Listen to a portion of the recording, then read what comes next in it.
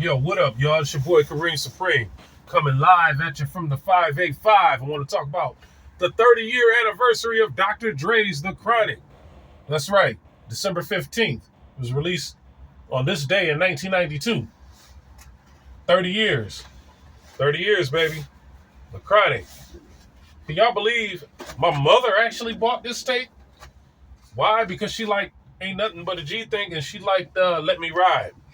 You know, both songs were sampled by funk legends. Let Me Ride was sampled by Parliament Funkadelic, and G Thing was sampled by Leroy. Damn, I forgot. I just had a brain fog. I want to say Leroy Hudson. It wasn't Leroy. I can't remember.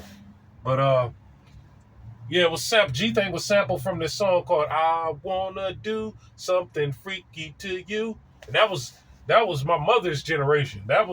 Those songs were big in the mid to late 70s.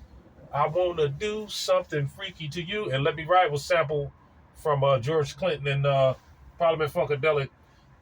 Swing Low, Sweet Chariot, Stop, and Let. Now, these are songs I grew up hearing as a kid. You know, my parents used to play these on records. My mother had a library of records back in the early 80s, early to mid 80s. You know? Yeah, 30 years of The Chronic. Now, this was the first album to commercialize weed use. Well, not commercialize it. They brought it to the public's conscious. Like, because before that, you know, you had Big Daddy Kane, you know, rappers like Kane, you know, vaguely talking about smoking people up like a blunt. You know, Kane was the first rapper I ever heard mention a blunt. Mention blunts. And this was 88. But this Chronic album, they were talking about weed on a whole nother level. Like, they made a whole album talking about smoking weed. Matter of fact, on this CD, there's a weed leaf.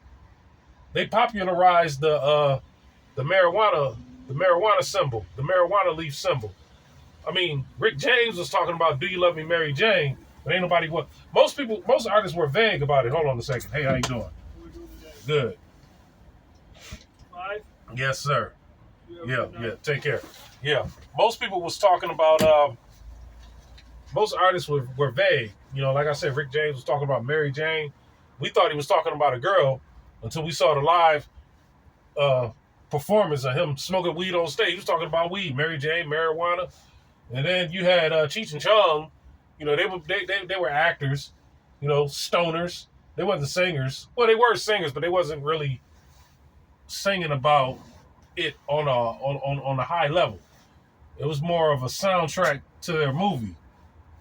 Who else you had?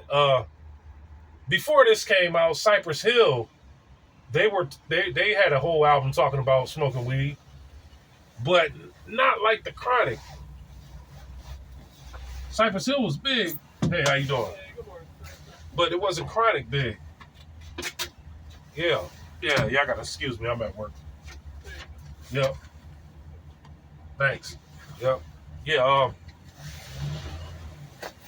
The Cypress Hill first album. Yeah, they was talking about bud, but not like The Chronic. Hey, how you doing? All right. Cold enough for you? 1 second.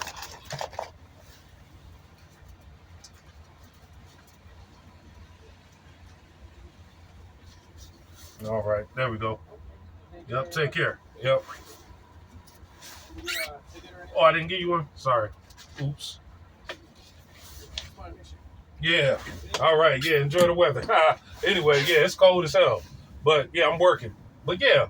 Cypress Hill, they was talking. They was pretty much on a high level. They had a fire album. I can't think of the name of their first album. They had sawed off shotgun, hand on the pump, left hand on the 40, puffing on the blunt.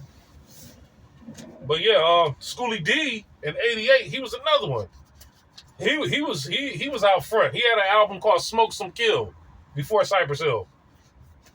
Yeah, and then plus, like, you know, the early rappers from the 70s and 80s, they were vague about it, you know, like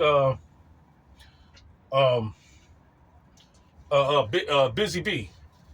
He used to say, if y'all smoke Chiba, somebody say Chiba, a Chiba, y'all. They was talking about reefer, weed. But I never really got into the weed thing. I tried it a couple times. I didn't like how sluggish it made me feel. You know, it made me forgetful. My short-term memory was messed up. So I never really gravitated towards it. You know, and then plus when I was growing up, if you smoke weed, you was just considered a loser. You know? But all that changed when more rappers started talking about getting high. Redman had a song around this same time called "How to Roll a Blunt." Yeah, I didn't even know. I really didn't know what a blunt was. I knew it was a cigar, but I didn't know people put weed in cigars and smoked them. Because when I was growing up, people smoked joints, zigzags, easy widers, tops. Yeah, here we go. We got some more cars, y'all. Yo, check out the Chronic. 30 years of the Chronic. Check it out, y'all. Holla at your boy. Peace.